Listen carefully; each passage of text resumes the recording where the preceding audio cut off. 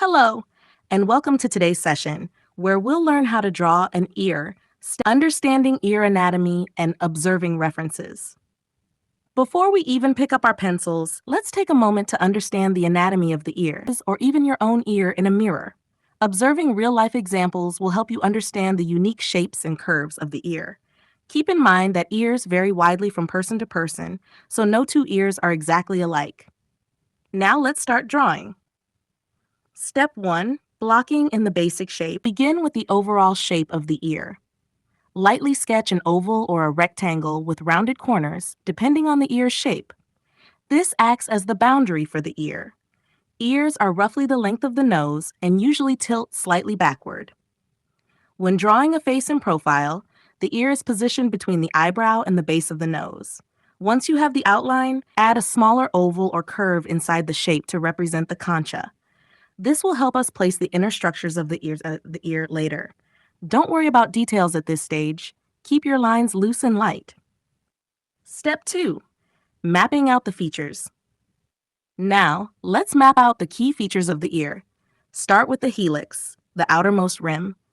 Observe how it curves smoothly from the top of the ear to the bottom, wrapping around the concha. Next, sketch the antihelix inside the helix.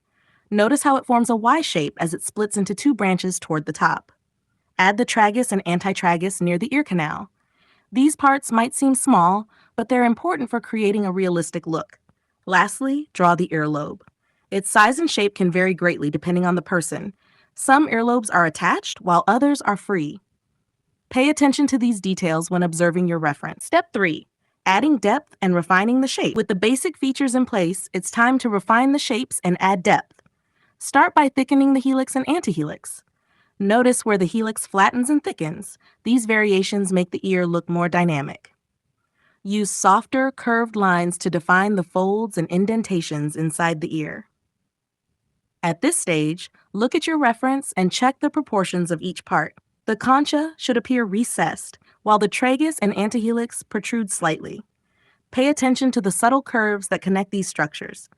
Remember, ears are not flat.